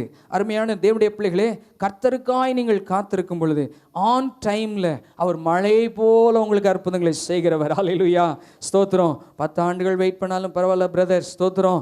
ஆசீர்வாதங்களுக்காக இன்னும் கொஞ்சம் கூடுதலாக வெயிட் பண்ணாலும் பரவாயில்ல, அதனால் ஒன்றும் இல்லை. ஆனாலும் ஒன்றை நீங்கள் அறிந்து கொள்ள வேண்டும், அமர்ந்திருந்து அவர் தேவன் என்று அறிந்து கொள்ளும் பொழுது அவர் பூமியிலேயும் ஜாதிகளுக்குள்ளேயும் உயர்ந்திருப்பார். ஹல்லேலூயா. அவர் எப்படி உயர்ந்திருப்பார்? உங்கள் மூலமாய் பூமியிலேயும் ஜாதிகளுக்குள்ளேயும் எப்படி இருப்பார்? உயர்ந்திருக்கக்கூடிய தேவனாய் இருக்கிறார். ஏனென்றால் பலவிதமான யுத்தங்கள் அந்த நாட்களில் நடந்தது. தாவீது இந்த சங்கீதத்தை 46ஆம் சங்கீதத்தை பாடும் பொழுது பல யுத்தங்கள் நடந்துட்டு இருந்தது. ஆகவே இந்த யுத்தங்கள்லாம் பார்த்துட்டு அவருக்கு ரொம்ப கஷ்டமாயிடுச்சு. அப்படி தான் அவருக்குள்ளே தீர்க்க தரிசனமாய் சில வார்த்தைகள் வந்து பாடலை கம்போஸ் பண்ணும்போது இந்த வார்த்தைகள் அவருக்குள்ளே இருந்தே வருகிறது. எப்படிப்பட்ட வார்த்தைகள் என்றால், அவர் வில்லையும் ஒடிப்பார், அவர் என்ன செய்வார், ஈட்டியும் முறிப்பார், யுத்தத்தை என்ன செய்வார், ஓய பண்ணுவார் சொல்லிட்டு இந்த வார்த்தைகளை சொல்கிறார். நீங்கள் அமர்ந்திருந்து அவர் தேவன் என்று என்ன செய்யணும், அறிந்து கொள்ள வேண்டும். Silent, calm down, be at peace, wait upon God. ஆண்டவருக்காய் காத்திருக்க வேண்டும். பொருளாதார ஆசீர்வாதங்களா எதுவாக இருந்தாலும் பரவாயில்ல, இல்லை நம்முடைய ப்ரமோஷனுக்கான காரியங்களா எதுவாக இருந்தாலும் பரவாயில்ல, வெயிட் அப்பான் காட். அமர்ந்திருந்து தேவனே அவரே கர்த்தர் என்பதை என்ன செய்யணும், நீங்கள் அறிந்து கொள்ள வேண்டும். ஹல்லேலூயா. அம்மோன், மோவாப், சேயீர் மலை தேசத்தார் நெருக்கி வர்றாங்க. யூதா ராஜாவை என்ன யோசபாத்தை நெருக்கி வர்றாங்க. பலவிதமான நெருக்கங்கள், எப்பக்கம் பார்த்தாலும் எதிரிகள் சூழ்ந்திருக்கக்கூடிய நேரத்தில் அவருக்கு இருந்த நேரம் ரொம்ப குறைவான சொற்பமான நேரத்தில் யோசபாத் தன்னுடைய ஜனங்களை எல்லாரையும் ஒருமுகப்படுத்தி, ஒருமனப்படுத்தி, ஜனங்கள் எல்லாரையும் ஒரு இடத்துல வர வச்சு கர்த்தருடைய முகத்தை தேட வச்சார். ஆச்சரியமாக இருந்தது. சிறியோர் முதல் பெரியோர் வரைக்கும் யோசபாத் என்ன பண்ணார்னா, ஆண்டவருடைய முகத்தை என்ன செய்தாரா, தேட வைத்தார். அமர்ந்திருந்த அன்னைக்கு கர்த்தருடைய சமூகத்தில் அமர்ந்திருந்து ஆண்டவரை தேடும் பொழுது அப்பொழுது ஒரு தீர்க்கதரிசியின் மூலமாய் சில வார்த்தைகள் வருகிறது. அப்பொழுது ஆண்டவர் சொல்கிறார், இந்த யுத்தம் யாருடையது? கர்த்தருடையது. நீங்கள் சும்மா இருப்பீங்கன்னு சொன்னதுக்கப்புறம் ஆண்டவர் பெரிய அற்புதத்தை செய்கிறார். கர்த்தர் நல்லவர், அவர் கிருபை என்றும் உள்ளதுன்னு சொல்லி பாடல் பாடிக்கொண்டு அவங்க முன்னாடி போகும் பொழுது அவர்கள் இருந்த திசையை நோக்கி பார்த்தா யுத்தமெல்லாம் முடிஞ்சு வெற்றியை கையில் கொடுத்துட்டார். அல்லேலூயா சொல்லுவோம். ஸ்தோத்திரம். இவங்க போகிறதுக்கு முன்பதாகவே எல்லாம் ஃபினிஷ் பண்ணி கையில் எதைத்தான் கொடுக்குறார்? ஒரு பெரிய விக்டரியை ஆண்டவர் கொடுக்கிறதை பார்க்கிறோம். நீங்கள் அமர்ந்திருக்கும் பட்சத்தில் தான் கர்த்தருடைய செயல்களை பார்க்க முடியும். அவனுடைய செயல்களின் அந்த வல்லமைகளையும் அந்த மேன்மைகளையும் நீங்கள் பார்க்க முடியும். அருமையான தேவனுடைய பிள்ளைகளே, இன்றைக்கு ஒரு தீர்மானம் எடுங்கள். கர்த்தருடைய சமூகத்தில் அமர்ந்திருக்கக்கூடிய அனுபவத்திற்கு நீங்கள் என்ன செய்யணும்? வர வேண்டும். ஹல்லேலூயா, ஹல்லேலூயா. அமர்ந்திருக்கும் பொழுது அவர் யார் என்பதை நாம் என்ன செய்வோம்? அறிந்து கொள்வோம். மூன்றாவதாக ஆண்டவரை அறிந்து கொள்ள ஒரு உணர்வுள்ள இருதயம் நமக்கு இருக்க வேண்டும். லூக்கா 24:16 போடப்பட்டிருக்கு. என்ன போடப்பட்டிருக்கிறது? ஆனாலும் அவரை அறியாதபடிக்கு அவருடைய கண்கள் எப்படி இருந்தது? மறைக்கப்பட்டிருந்தது. சரி, சரியான ஒரு நாலேஜ் நமக்கு இருக்கணும் அப்படின்றதுக்காகத்தான் இந்த வேத பகுதியை நான் மூன்றாவது குறிப்புக்கு நான் இந்த பகுதியை கொண்டு வரேன். லூக்கா 24:16 2 சீஷர்கள் நடந்து போய் கொண்டிருக்கிறார்கள். நடந்து போகும் பொழுது தங்களோடு கூட சேர்ந்து நடக்கிறவர் யாருன்னே அவங்களுக்கு தெரியல. அதைத்தான் போடப்பட்டிருக்குது. இயேசுவும், உயிர்த்த இயேசுவும் அவர்களோடு கூட நடந்து போகிறார். அவரை அறியாதபடிக்கு அவருடைய கண்கள் எப்படி இருந்ததா? மறைக்கப்பட்டிருந்தது. அப்பொழுது அவர் அவர்களை நோக்கி, நீங்கள் துக்கமுள்ளவர்களாய் வழி நடந்து போறீங்க, ஒருவருக்கொருவர் சொல்லிக் கொள்ளக்கூடிய காரியங்கள் என்னவென்று விசாரிக்கிறார். ரொம்ப துக்கப்பட்டு நீங்கள் நடந்து போயிட்டு இருக்கிறீங்க அப்படின்றார். அடுத்ததாக போடப்பட்டிருக்கும், இவர் சொல்லக்கூடிய வசனங்கள், வார்த்தைகள் எதுவுமே ஏற்றுக்கொள்ள முடியாத அளவுக்கு அவங்களுடைய இருதயம் மந்தமுள்ளதாக இருந்தது என்று இருக்கும். அப்புறம் தொடர்ந்து அவங்களோடு கூட பேசி கொண்டிருக்கிறதையும் 25 போடப்பட்டிருக்கும். அப்பொழுது அவர் அவர்களை நோக்கி, தீர்க்கதரிசிகள் சொன்ன யாவையும் விசுவாசிப்பதற்கு எப்படி இருக்கிறீங்க? புத்தி இல்லாத மந்த இருதயத்தோடு இருக்கிறீங்களே அப்படின்றார். அந்த வசனத்தை உடனே என்ன செய்ய முடியல? ரிசீவ் பண்ணி கேப்சர் பண்ண முடியல. ஒரு டல் ஹார்ட் அவங்களுக்குள்ளே இருந்து. இதெல்லாம் முடித்ததுக்கப்புறம் வசனம் 31 வரும் பொழுது, அப்பொழுதுடைய கண்கள் என்ன செய்யப்பட்டதா? திறக்கப்பட்டு அவரை என்ன செய்தார்கள்? அறிந்தார்கள். உடனே அவர் அவர்களுக்கு மறைந்து போனார் என்று இருக்கும். இந்த கண்கள் திறக்கப்பட்ட அனுபவத்திற்கு முன்பதாக மந்த இருதயம் மாறி உணர்வுள்ள ஒரு இருதயம் வந்தது. இந்த வசனத்தை ரிசீவ் பண்ணக்கூடிய உணர்வுள்ள ஒரு இருதயம். அதைத்தான் ஸ்ட்ரெஸ் பண்ண போகிறீங்க. வார்த்தைகள் நமக்கு நேராய் வரும் பொழுது லேசாக எடுத்துக்கொள்ளக்கூடாது. வசனங்கள் நம்முடைய இருதயத்தை எப்படி மாற்றும்னா உணர்வுள்ளவர்களாய் மாற்றும். அதனால தான் சங்கீதம் 119 3க்கும் அதிகமான முறையோ சங்கீதக்காரன் சொல்றார், கர்த்தாவே என்னை என்ன செய்யும்? உணர்வுள்ளவனாக்கும், என்னை உணர்வுள்ளவனாக்கும்னே அந்த பாடலில் சொல்லுவார். அடிக்கொரு முறை சொல்லுவார். இங்கே சொல்லப்பட்டிருக்கிற உணர்வு என்ன உணர்வு என்றால், ஆண்டவரை அறிவதற்கு உதவியாக இருக்கக்கூடிய உணர்வுள்ள ஒரு இருதயத்தை குறித்து சொல்லப்பட்டிருக்கிறது. கர்த்தருடைய வசனத்திற்கு முக்கியத்துவம் கொடுக்கக்கூடிய ஒரு காலகட்டத்தில் நம்ம இருக்கிறோம். மற்றவங்களை விட்டுருங்க, அருமையான தேவனுடைய பிள்ளைகளே. மற்ற சபையாரோ மற்றவங்களோ எப்படியோ நமக்கு தெரியாது.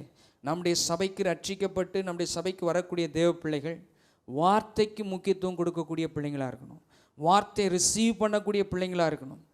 நமக்காக ஒரு வார்த்தை வரும் பொழுது அந்த வார்த்தை ரிசீவ் பண்ணும். ஒரு நாள் காலையிலே அப்போஸ்தலர் 18 வாசித்து கொண்டிருந்தேன்.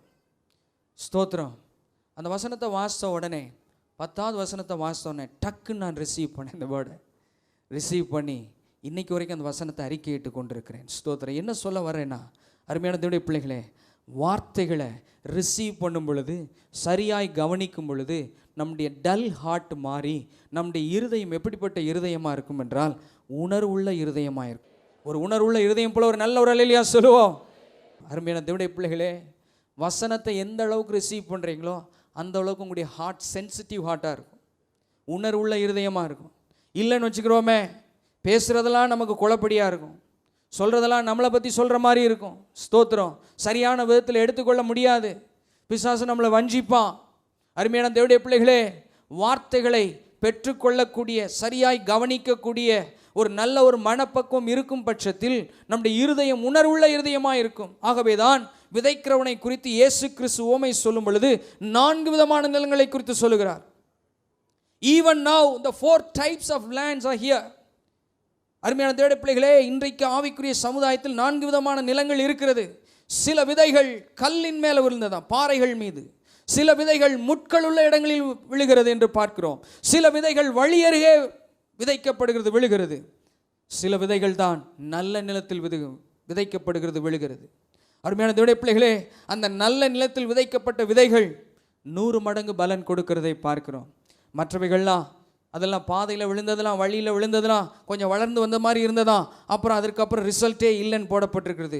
முட்களுக்கு நடுவே விழுந்த விதைகள், வசனங்கள் எல்லாம் அது வளர்ந்து வர்றதுக்கு முயற்சி செய்ததா, முட்கள் அதை பீறி போட்டது என்று இருக்கிறது. கற்பாறையில் விழுந்தது, முளைக்கவே முடியல என்று எழுதப்பட்டிருக்கிறது. என்ன சொல்ல வருகிறேன் என்றால், வசனத்தின் மீது ஒரு ஆர்வம், வசனத்தை கேட்பதில், அந்த கவனிப்பதில், அதை தியானிப்பதில் ஒரு முக்கியத்துவம் இருக்க வேண்டும். வார்த்தைக்கு முக்கியத்துவம் கொடுங்க. ஸ்தோத்திரம். அந்த வார்த்தையே உங்களுக்கு தீர்க்க தரிசனமாக இருக்கும். இதுக்காக நீங்கள் யார்ட்டையும் போகணுன்னு அவசியம் இல்லை, யார்ட்டையும் தலையை கொடுக்கணும்னு அவசியம் இல்லை. நீங்கள் வாசிக்கக்கூடிய வார்த்தையே உங்களோட கூட பேசும். காரணம், இந்த வார்த்தை ஆவியாயும் ஜீவனாயும் இருக்கிறது. Brother, it has life in it. Sister, it has spirit in it. இதுவே ஆவியும் ஜீவனுமாக இருக்கிறதுனால இதுவே உங்களுக்கு தீர்க்க தரிசனமாக இருக்கும். ஸ்தோத்திரம். அஃப்கோர்ஸ் பிரசங்கங்கள் பிரசங்கிக்கப்படும் போது சில வார்த்தைகள் நமக்கு வரத்தான் செய்கிறது. அதற்காக கர்த்தருக்கு ஸ்தோத்திரம். நான் சொல்லக்கூடியது இந்த வசனம். இந்த கிலெயாப்பாவும் மற்ற சீஷனும் பலவிதமான துக்கங்கள் அவங்களுக்குள்ள வந்துருச்சு. அதனால தான் அந்த வசனத்தையும் நான் வாசித்தேன். நீங்கள் துக்கமுகமாய் ஒருவருக்கு ஒருவர் பேசிட்டு ரொம்ப கவலைப்பட்டுட்டே போறீங்களே, என்ன துக்கம் என்று விசாரிக்கிறார். அப்பொழுதுதான் சொல்றாங்க, உங்களுக்கு தெரியாதா, எங்களுக்கு ஃபியூச்சரே இல்லைன்ற மாதிரி பேசுறாங்க. நாங்கள் நம்பியிருந்த, மலை போல நம்பியிருந்த ஜீசஸ், அவர் மரித்து போய்விட்டார். நாங்கள் நினச்சோம் அவர் உயிரோடு இருப்பார், ரோம சாம்ராஜ்யத்திலிருந்து எங்களை எல்லாம் விடுதலை ஆக்கி எங்களுக்கு ஒரு நல்ல வாழ்வு கொடுப்பார்னு நினச்சோம். இப்படி அவங்க பேசிகிட்டு இருக்கிறாங்க. சில சமயங்கள் துக்கங்கள், இந்த லௌகீக கவலைகள் ஆண்டவரை அறிய முடியாமல் மறைக்கும், மந்த இருதயத்தை நமக்கு கொடுக்கும். அருமையான தேவனுடைய பிள்ளைகளே, அதனால தான் வேதம் சொல்லுகிறது, நீங்கள் ஒன்றுக்கும் என்ன செய்யாதீங்க, கவலைப்படாமல். இந்த லௌகீக துக்கங்களோ, லௌகீக பாரங்களோ, இந்த காரியங்களால் நீங்கள் கவலைப்படாமல், ஸ்தோத்திரம், ஸ்தோத்திரத்தோடு கூட உங்களுடைய விண்ணப்பங்களை தேவனுக்கு தெரியப்படுத்துங்கள் என்று பிலிப்பியர் நிருபத்திலே அப்போஸ்தலனாகிய பவுல் எழுதி இருக்கிறார். இங்கே சொல்லப்பட்டிருக்கிற சாராம்சம் 24வது அதிகாரத்திலே வசனத்தை விவரித்து சொல்ல சொல்ல, வசனத்தை கேட்க கேட்க ஆண்டவர் ஒரு உணர்வுள்ள இருதயத்தை கொடுக்கிறார். ஸ்தோத்திரம். ஒருவேளை நீங்கள் நினைக்கலாம், பிரதர், என் மகனுக்கு எவ்வளோதான் சுவிசேஷத்தை சொல்லி எவ்வளோதான் காரியங்களை சொன்னாலும் அவன் ஜீசஸ் அக்செப்ட் பண்ண மாட்டேங்கிறான் அப்படின்னு நீங்கள் சொல்லலாம். ஒன்றை நான் உங்களுக்கு சொல்கிறேன், வார்த்தையை தொடர்ந்து நீங்கள் சொல்லிகிட்டே இருங்க. கர்த்தருடைய வசனத்தை தொடர்ந்து நீங்கள் சொல்ல சொல்ல சொல்ல சொல்ல, அந்த எவ்வளவு கடினமான இருதயமாக இருந்தாலும் அவருடைய வசனம் சொல்லுகிறது, மேலே இருந்து பெய்யக்கூடிய மழையும் பனியும் அது வெறுமையாய் திரும்பாதது போல என்னுடைய வாயிலிருந்து புறப்படக்கூடிய வார்த்தைகளும் ஒரு நாள் என்ன செய்யாது, வெறுமையாய் திரும்பாது என்று இருக்கிறபடி நீங்கள் விசுவாசித்து வார்த்தையை சொல்லிக்கொண்டே இருக்கும் பொழுது, ஸ்தோத்திரம், அவர்களும் தேவனை அறிவதற்கு அது ஏதுவாக இருக்கும். ஆகவே வாஞ்சை இருக்க வேண்டும், ஆண்டவர் மீது ஒரு வாஞ்சை. இரண்டாவதாக அமர்ந்திருக்கும் அனுபவம். பரபரப்பான காரியங்கள்லாம் விட்டுட்டு கர்த்தருடைய சமூகத்தில் அமர்ந்திருக்கும், காத்திருக்கும் அனுபவம். Calm down, stay at peace. மூன்றாவதாக வார்த்தைக்கு முக்கியத்துவம் கொடுக்கக்கூடிய ஒரு அனுபவம் நமக்கு இருக்கும் பொழுது ஆண்டவரை அறிய முடியும். ஹல்லேலூயா, ஸ்தோத்திரம், ஹல்லேலூயா.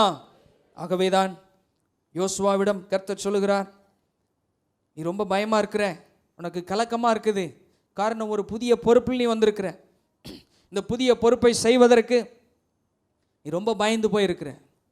அங்கே தான் ஆண்டவர் சொல்லுகிறார், நான் உன்னை விட்டு என்ன செய்ய மாட்டேன், விலக மாட்டேன், உன்னை கைவிட மாட்டேன். மோசையோடு இருந்தது போல என்ன செய்வேன், உன்னோடு இருப்பேன் சொல்லிட்டு அதற்கு முன்பதாக சொல்லுகிறார், நான் சொல்லக்கூடிய இந்த வார்த்தைகள் இரவும் பகலும் என்ன செய்யக்கூடாது, உன் வாயை விட்டு என்ன செய்யக்கூடாது, பிரியாதிருப்பதாக. அப்படி நீ பிரியாமல் வைத்திருக்கும் பொழுது நீ புத்திமானாய் நடந்து கொள்வாய், சகல காரியங்களிலும் ரொம்ப புத்திமானாக இருப்ப அப்படின்றத சொல்கிறார். ஆகவே மோசேயின் நாட்களிலும் பார்க்கிறோம், யோசுவாவின் நாட்களில் அவர் பொறுப்பில் இருந்த நாட்களில் ஜனங்களோடு கூட காரியங்கள் சுமூகமாய் நடக்கிறதை பார்க்கிறோம். ஆகவே வார்த்தைக்கு முக்கியத்துவம் கொடுக்கும் பொழுது ஆண்டவரை அறிவதற்கு ஒரு உணர்வுள்ள இருதயத்தை கர்த்தர் கொடுப்பார், அது நமக்கு ஏதுவாக இருக்கும். அருமையான தேவனுடைய பிள்ளைகளே, அடுத்ததாக ஒரு நபர் ஆண்டவரை அறிந்திருக்கிறாரா இல்லையா என்பதை ஒரே ஒரு விஷயத்தில் நாம் சொல்ல முடியும். 1 யோவான் எடுத்துக்கொள்வோம். சில வசனங்களை நான் வாசித்து காண்பிக்க போகிறேன். 1 யோவான் 4வது அதிகாரம், 1 யோவான் 4வது அதிகாரத்தில் இருக்கக்கூடிய 7, 8, 9, 10 வசனங்களை நான் வாசிக்கிறேன். ஒருவரில் ஒருவர் எப்படி இருக்க வேண்டும்? அன்பாய் இருக்க கடவோம். ஏனெனில் அன்பு தேவனால் உண்டாயிருக்கிறது. அன்புள்ள எவனும் தேவனால் பிறந்து அவரை அறிந்திருக்கிறான். அன்பில்லாதவன் தேவனை அறியான். தேவன் அன்பாகவே இருக்கிறார். தம்முடைய ஒரே பேரான குமாரனாலே நாம் பிழைக்கும்படிக்கு தேவன் அவரை உலகத்திலே அனுப்பினதினால் தேவன் நம்மேல் வைத்த அன்பு என்ன செய்யப்பட்டதா? வெளிப்பட்டது. நாம் தேவனிடத்தில் அன்பு கூர்ந்ததினால் அல்ல, அவர் நம்மிடத்தில் அன்பு கூர்ந்து நம்முடைய பாவங்களை நிவர்த்தி செய்கிற கிருபாதார பலியாக தம்முடைய குமாரனை அனுப்பினதினாலே அன்பு என்ன செய்திருக்கிறது? உண்டாயிருக்கிறது என்று எழுதப்பட்டிருக்கிறது. இதில் ஸ்ட்ரெஸ் பண்ண வேண்டிய விஷயம் என்னன்னா, அன்பு இல்லாதவங்க தேவனை என்ன செய்யலை, அறியலைன்னா சுத்தமாக அறியலை அப்படின்னு சொல்லிட முடியாது. Knowing God and knowing about him, இது ரெண்டுக்கு வித்தியாசம் இருக்குது. அதாவது நோயிங் காட், தேவனை உண்மையிலே தனிப்பட்ட முறையில் அறிஞ்சிருந்தாங்கன்னா அவங்களால யாரையும் நேசிக்காமல் இருக்க முடியாது. கையில் ஒரு தலையிலையா சொல்லுவோம், நல்லா ஆமேன்னு சொல்லுங்கள், அல்லையா சொல்லுங்கள். ஒரு உதாரணம் சொல்கிறேன், அப்படின்னா தான் உங்களுக்கு புரியும். மோசே ஒரு குறிப்பிட்ட சூழ்நிலை வரும்போது ஃபேமிலியில் கான்ஃப்ளிக்ட், பிரச்சனை வருது. மிரியாமும் ஆரோனும் பிரச்சனை பண்ணுறான். பிரச்சனை பண்ணும் பொழுது மோசேக்கு கோவம் வந்து சத்தம் போட்டாரா? இல்லை. ஆனால் வருத்தம் இருந்திருக்கும், மனதில் என்ன இருந்திருக்கும்? வருத்தம் இருந்திருக்கும். உங்களுக்கு ஒரு சிலருக்கு தெரியும், தெரியாதவங்களுக்கு சொல்கிறேன். என்னாகும் 12வது அதிகாரம் வரும் பொழுது மோசேயும் அவனுடைய சகோதரியும் ஆரோனும் 3 பேர் இருக்கிறாங்க. இப்போ மோசேயை பார்த்து கோவமாக ஒரு கேள்வி கேட்குறாங்க. என்ன கேள்வி கேட்குறாங்கன்னா, ஏன் உன் மூலமாக மட்டும்தான் கர்த்தர் பேசுவாரோ, நீ தான் பெரிய ஆளோ, நீ தான் லீடரோ அப்படின்னு சொல்லி என்ன செய்கிறாங்க? பல கேள்வியை கேட்குறாங்க. மோசே என்ன செய்யலை? அவங்கள வெறுக்கலை. அவங்கள என்ன செய்யலை? வெறுக்கலை. வெறுத்திருந்தா, கோவப்பட்டிருந்தா என்ன செஞ்சுருக்கலாம்? சட்டு 4 வார்த்தையை பேசி வாய் அடக்கியிருக்கலாம். 40 லட்சம் பேரை நடத்துகிறவருக்கு இவங்க 2 பேரை சமாளிக்க முடியுமா என்ன? ரொம்ப ஈஸியான விஷயம் தானே, 2 பேர் தானே, ஈஸியாக சமாளிச்சுருந்துருக்கலாம். 4 வார்த்தை நறுக்குன்னு பேசி என்ன செஞ்சுருக்கலாம்? உட்கார்றா அப்படின்னு சொல்லியிருக்கலாம். அப்படி சொல்லலை, அமைதியாக இருக்கிறார். அதற்கப்புறம் ஆண்டவர் அவர்களோடு பேசும் பொழுது மோசேயை குறித்து சொல்கிறார். நீங்கள் எல்லாரும் தீர்க்கதரிசிகளை குறித்து கேள்விப்பட்டிருப்பீங்க. உங்களில் ஒருவர் தீர்க்கதரிசியாக இருந்தால் நான் எப்படி பேசுவேன்? சொப்பனத்தின் மூலமாக என்ன செய்வேன்? இப்படி நான் பேசுவேன். ஆனால் மோசே என்னை எப்படி அறிந்திருக்கிறான் என்றால் முகமுகமாய். ஸ்தோத்திரம். கையில் ஒரு தலையிலையா சொல்லுவோம். If you know him personally, உண்மையிலே அவரை நீங்கள் தனிப்பட்ட முறையில் அறிந்திருந்தால் நம்மளை விரோதிக்கிறவங்களையும் நேசிக்க முடியும். புரிஞ்சவங்க ஆமேன்னு சொல்லுங்கள். நம்மளை வெறுக்கிறவங்களையும் என்ன செய்ய முடியும்? நேசிக்க முடியும்.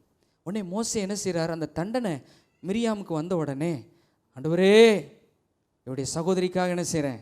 நான் உங்களை மன்றாடுறேன், ப்ளீஸ் ஹெல்ப் ஹர். கெஞ்சி ஜெபம் பண்ணுறார், அவுட் ஆஃப் லவ். இவர் மோசே வந்து ஆண்டவரை அறிந்திருந்தது நிமித்தம், தனிப்பட்ட முறையில் அறிந்திருந்தது நிமித்தம் அவரால் சும்மா இருக்க முடியல. ஆண்டவரை நோக்கி சுகத்துக்காக என்ன செய்கிறார்? கெஞ்சுகிறத பார்க்குறோம்.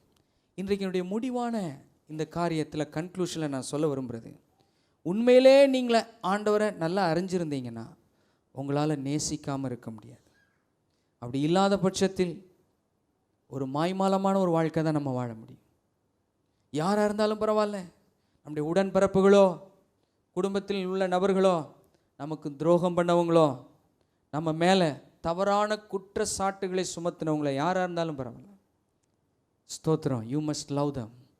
அவங்கள நேசிக்க வேண்டும். அன்பில்லாதவன் தேவனை என்ன செய்யலை? அறியலைன்னா என்ன அர்த்தம்னா, they know about him but they don't know him personally. தனிப்பட்ட முறையில் அவங்க என்ன செய்யலை? ஆண்டவர் அறியலை. அவங்களுக்கு தெய்வத்தை பற்றி தெரியும். இன்றைக்கும் உலகத்தில் நீங்கள் பலருக்கும் போய் சுவிசேஷன் சொன்னீங்கன்னா, சார் நான் அந்த காலத்தில் நான் கிறிஸ்டியன் ஸ்கூலில் படித்தேன், கிறிஸ்டியன் காலேஜில் படித்தேன், எனக்கு ஜீசஸ் பற்றி சொல்லியிருக்கிறாங்க. they all know about him. அவங்களுக்கு நமக்குள்ள வித்தியாசம் என்னவென்றால், நமக்கு தனிப்பட்ட முறையில் அவரை தெரியும். எத்தனை பேர் ஆமேன்னு சொல்கிறீங்க?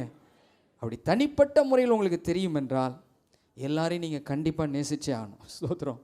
மாமியாரோ, மருமகளோ, அத்தையோ, மாமாவோ, சில சமயங்களில் வயதான பெற்றோர்கள் சொல்லி நமக்கு ரொம்ப வருத்தமாக இருக்குது. சில சமயங்கள் பார்க்க இந்த காரியங்களை கேட்கும் பொழுது, வயதான காலத்தில் பிள்ளைகள் கைவிட்டுறாங்க, தனிமையான ஒரு நிலைமையில் இருக்கிறாங்க, சொல்கிறாங்க, ஐயோ என்ன நடக்குன்னே தெரியலை, என்னுடைய பிள்ளைகள் என்னை நேசிக்கிறதில்லை, விசாரிக்கிறதில்லை, என்னை வந்து பார்க்கறதில்லை, வயதான நாட்கள் ஆயிடுச்சின்னு சொல்லும் பொழுது ரொம்ப கஷ்டமாக இருக்குது. இன் எனி சிச்சுவேஷன், எப்படிப்பட்ட நிலைமையில் நீங்கள் இருந்தாலும் உங்கள் பிள்ளைங்களை நீங்கள் நேசிக்கணும். ஸ்தோத்திரம். காரணம் என்னன்னு தெரியுமா? நீங்கள் ஆண்டவரை அறிந்திருக்கிறது நிமித்தம் தெய்வீக அன்பு உங்களுக்கு இருந்து வெளிப்பட வேண்டும். அல்லேலூயா சொல்லுவோம். ஆண்டவர் அறிந்திருப்பதற்கான ஒரு 3 காரியங்களை சொன்னேன். வாஞ்சை இருக்கணும், அமர்ந்திருக்கணும், உணர்வுள்ள இருதயம் இருக்கணும்னு சொன்னேன். ஆனால் கடைசியாக ஆண்டவரை அறிந்திருக்கிறவர்கள் தெய்வீக அன்பை கண்டிப்பாக வெளிப்படுத்த வேண்டும். மதர் தெரேசா அவங்க ஆரம்ப நாட்களில் அந்த ஹோம் ஆரம்பிக்கிறதுக்கு முன்பதாக நம்ம வெளிநாட்டில் உள்ளவங்க, இன்றைக்கு உயிரோடு இல்லை, பல நல்ல காரியங்களை ஊழியங்களை செஞ்சுட்டு அவங்க பரலோகம் போயிருக்கிறாங்க. நம்ம ஆரம்ப நாட்களில் கல்கத்தா நகரத்தில் இருக்கக்கூடிய தெரு தெருவாக போய் அவங்களுடைய அந்த நற்பணிக்காக ஊழியத்துக்காக நன்கொடைகள் கேட்பாங்களாம். அப்பொழுது ஒரு நார்த் இந்தியன் அதில் எழுதியிருக்கிறாங்க, ஒரு நார்த் இந்தியன் என்ன செஞ்சானா, உங்களுக்கெல்லாம் பெரிய வேற வேலை இல்லையான்னு சொல்லி கடினமாய் முகத்தை வைத்து பேசிக்கொண்டு எச்சில காரி துப்புனானா. அந்த அம்மா சொன்னாங்களாம், thank you so much for the gift, நீங்கள் கொடுத்த நன்கொடைக்காக என்னது ரொம்ப நன்றின்னு ஏற்றுக்கொண்டாங்க. அவங்க மனம் நொந்து போகலை. பல நாட்களானது அந்த நபரையும் கர்த்தர் தொட்டார். அல்லேலூயா ஸ்தோத்திரம். அவங்களுடைய ஊழியம் அதனால நிறுத்தப்படலை. என்ன சொல்ல வரேன்னா, ஆண்டவரை அவங்க அறிந்திருந்தது நிமித்தம் எல்லாரையும் நேசிக்கக்கூடிய ஒரு இருதயம் அவங்களுக்குள்ளே இருந்தது. ஸ்தோத்திரம். அவங்களுடைய கடைசி சொத்து சொல்கிறாங்க, ஒரு பக்கெட் ஒரு வாளி வச்சுருந்தாங்களாம். அதான் அவங்களுடைய லாஸ்ட் ப்ராப்பர்ட்டின்னு சொல்கிறாங்க. அவங்களுக்குன்னு சொந்தமாக ஒன்றும் இல்லை, ஆனால் அவங்க எந்த நாட்டுக்கும் ஃப்ரீயாக போகலாம், ஃப்ரீயாக வரலாம். அப்படிப்பட்ட ஒரு காரியத்தை, ப்ரிவிலேஜஸை உலக நாடுகளே அவங்களுக்கு கொடுத்துச்சு. என்ன சொல்ல வரேன், தெய்வீக அன்பினால் நீங்கள் நிரப்பப்படும் பொழுது எவ்வளோ கடினமான நபர்களாக இருந்தாலும் தெய்வீக அன்பை காட்டும் பொழுது அவர்களும் நிச்சயமாய் மாறுவார்கள். அல்லேலூயா சொல்லுவோம். இப்போ தான் 2 கொரிந்தியர் 2:14 நாம் சொல்லி நாம் முடிக்க போகிறோம். 2 கொரிந்தியர் 2:14 படி ஸ்தோத்திரம் என்ன போடப்பட்டிருக்கிறது, கிறிஸ்துவுக்குள் எப்பொழுதும் எங்களை வெற்றி சிறக்க பண்ணி எல்லா இடங்களிலேயும் எங்களை கொண்டு அவரை அறிகிற அறிவின் வாசனையை வெளிப்படுத்துகிற தேவனுக்கு ஸ்தோத்திரம். ஆண்டவரை நேசிக்கிறவங்க உங்களுடைய நேசத்தை, இந்த தெய்வீக அன்பை வெளிப்படுத்தும் பொழுது அருமையான தேவனுடைய பிள்ளைகளே, கர்த்தரை அறிகிற அறிவின் வாசனை என்ன செய்யும், ஸ்தோத்திரம், எல்லா இடங்களிலும் வெளிப்படும். நீங்கள் வேலை பார்க்குற இடத்தில் வெளிப்படும், நம்முடைய ஊழியத்தின் மூலமாய் வெளிப்படும், நம்முடைய குடும்பத்தின் மூலமாய் வெளிப்படும், நம்முடைய பிள்ளைகள் மூலமாய் அவர் அறிகிற அறிவின் வாசனை என்ன செய்யணும், வெளிப்பட வேண்டும். ஹல்லேலூயா ஸ்தோத்திரம். அருமையான தேவனுடைய பிள்ளைகளே, ஆண்டவரை அறிவதற்கான ஒரு 3 காரியங்களை சொன்னேன். ஆண்டவரை அறிஞ்சிருக்கிறவங்க எல்லாரையும் நேசிப்பாங்கன்னு சொன்னேன். கடைசியாக சொல்கிறேன், நமக்குள் இருக்கக்கூடிய அந்த நாலேஜ் ஆஃப் காட் நமக்குள்ளே இருக்கிறது நிமித்தம் நாம் இருக்கக்கூடிய இடங்களில் அந்த வாசனை, அறிகிற அறிவின் வாசனை, ஸ்தோத்திரம், வெளிப்படக்கூடிய ஒரு நிலையில் நாம் இருக்க வேண்டும். மற்றவர்களுக்கு தெரியக்கூடிய நிலையில் நாம் இருக்க வேண்டும். ஆகவே மறுபடியுமாக ஓசியா 6வது அதிகாரம் வசனம் 3ஐயும் 6ஐயும் வாசிப்போம். அப்பொழுது நாம் அறிவடைந்து கர்த்தரை அறியும்படி தொடர்ந்து போவோம். அவருடைய புறப்படுதல் அவங்களுக்கு எப்படி இருக்கும், அருணோதயம் போல ஆயத்தமாக இருக்கிறது. அவர் மழையை போலவும் பூமியின் மேல் பெய்யும் முன்மாறி பின்மாறியை போலவும் நம்மிடத்தில் என்ன செய்வார், வருவார் என்று இருக்கிறது. 6வது வசனத்தை வாசிப்போம். பலியை அல்ல இரக்கத்தையும் தகன பலிகளை பார்க்கிலும் தேவனை அறிகிற அறிவையும் விரும்புகிறேன் என்று என்ன செய்கிறார் ஆண்டவர் சொல்கிறார். பல இடங்களில் அதை குறித்து சொல்லப்பட்டிருக்கும். ஆண்டவரை அறிகிற அறிவை குறித்து சொல்லப்பட்டிருக்கும். ஸ்தோத்திரம். அருமையான தேவனுடைய பிள்ளைகளே, ஆகவே இந்த வசனத்தின் அடிப்படையில் the main business that you are here, இந்த பூமியில் இருப்பதற்கான பிரதானமான நோக்கம் அப்போஸ்தலனாகிய பவுல் சொல்வது போல அவரை அறிகிற அறிவின் மேன்மைக்காகத்தான் நாம் இருக்கிறோம். ஸ்தோத்திரம். ஆகவே அப்படி இருக்கும் பட்சத்தில் ஆண்டவர் நமக்கு எப்படி இருப்பார், சூரியனாக இருப்பார். இவருடைய தாயார் அந்த நாட்களில் நாங்கள் சின்ன பிள்ளைங்களாக இருக்கும் பொழுது எங்களுடைய ஃபேமிலி ப்ரேயரில் காலைல 5 மணிக்கு ஒரு பாட்டு பாடுவாங்க, பழைய பாட்டு, அருணோதயம் போல் ஸ்தோத்திரம், எழுந்திடுவோம் பரநேசுவை துதிப்போம், பழைய காலத்து பாட்டு. அருணோதயம் பரமானந்தம், பரனோடு என்ன செய்யணும், உறவாடணும்னு பாடுவாங்க. இந்த வார்த்தைகள் டியூன் எங்கள் மைண்டில் ரெஜிஸ்டர் ஆகிடுச்சு. ஏன்னா ஒரு நாளில் 2 நாளில் பல நாட்கள் இந்த பாட்டை போடுவாங்க. அதில் ஒரு அற்புதமாய் ஒரு வரிகள் வரும், என்னை ரொம்ப தொட்டது. இதை போன்று ஒரு அருணோதயம் எங்களை சந்திக்கும் மனமே அப்படின்னு சொல்லி நம்முடைய மனதை பார்த்து அந்த பாடலை எழுதின ஆக்கியோன்னு எழுதியிருக்கிறார். இதை போன்று ஒரு சூரியன் எங்களை என்ன செய்யும், சந்திக்க வரும்னு எழுதியிருக்கு. என்ன ஆனந்தம் ஜோதி சூரியனாம் எந்த நேசர் எழும்பும் நாள் என்று அற்புதமான வரிகள். அருமையான தேவனுடைய பிள்ளைகளே, என்ன சொல்ல வரேன்னா, ஆண்டவரை அறியக்கூடிய உங்களுக்கு ஒரு நம்பிக்கை இருக்கிறது. என்ன நம்பிக்கை இருக்கிறது என்றால், அருணோதயத்தை போல எழும்பக்கூடிய இந்த ஆண்டவர் ஒரு நாள் நம்மை சந்திக்க வருவார். ஹல்லேலூயா. கைகளை ஊற்றி நல்லா ஹல்லேலூயா சொல்லுவோம். தேவனை மகிமைப்படுத்தும். ஒரு நாள் எங்களை சந்திக்க என்ன செய்வார்? இதை போன்ற ஒரு அருணோதயம் எங்களை சந்திக்க வரும். மனமே கலங்காதே. ஆத்மாவை பார்த்து சொல்லாதீங்க, டோன்ட் வரி. ஸ்தோத்திரம். இதே போல ஒரு சன் என்ன செய்வார்? நம்மளை சந்திக்க ஒரு நாள் வருவார். அந்த நாள் ஜோதி சூரியனை போல இருக்கும். அருமையான தேவனுடைய பிள்ளைகளே, நேசர் எழும்பி வரக்கூடிய அந்த நாள் நமக்கு அற்புதமான சந்தோஷமான ஒரு நாளாக இருக்கும். ஆகவே பல காரியங்களினால், பலவிதமான சவால்களினால் நாம் சிக்கி தவித்து கொண்டு இருக்காமல் ஒரு காரியத்தை செய்யணும்.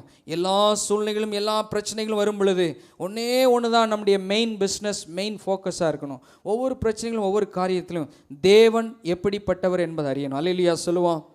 பிள்ளைங்களுக்கு ஃபீஸ் கட்டணும், கடினமான நேரமாக இருக்குது. காலேஜில் போய் சேர்க்கணும், ஹையர் ஸ்டடீஸ் கொண்டு போய் விடணும், ரொம்ப கடினமான நேரமாக இருக்குது. கடன் வாங்குறதுக்கு யோசனையாக இருக்குது, கடன் வாங்க முடியல, எஜுகேஷன் லோன் போட முடியல, ரொம்ப கடினமான நேரமாக இருக்குது. ஸ்தோத்திரம். இந்த சூழ்நிலையில் கர்த்தர் எப்படிப்பட்டவன்ற அறியணும். அல்லேலூயா சொல்லுவோம். ஏமே, நீங்கள் அமர்ந்திருந்து அவரே தேவன் என்று என்ன செய்யுங்கள்? அறிந்து கொள்ளுங்கள். கர்த்தர் நமக்காக ஒரு அற்புதம் செய்வார். விசுவாசிக்கிறீங்களா? ஆகவே அவசரப்பட்டு வெயிட் பண்ணாமல், ஆண்டவருடைய சமூகத்தில் வெயிட் பண்ணாமல் எங்கிட்டாவது போய் கடன்லையும் கண்ணிலையும் சிக்கி தவிச்சிடக்கூடாது. அருமையான தேவனுடைய பிள்ளைகளே, கர்த்தர் யார் என்பதை ஒவ்வொரு கடினமான சூழ்நிலைகளும் அறிய நம்முடைய மனதை பக்குவப்படுத்தணும். அதான் இன்னைக்கு செய்தி.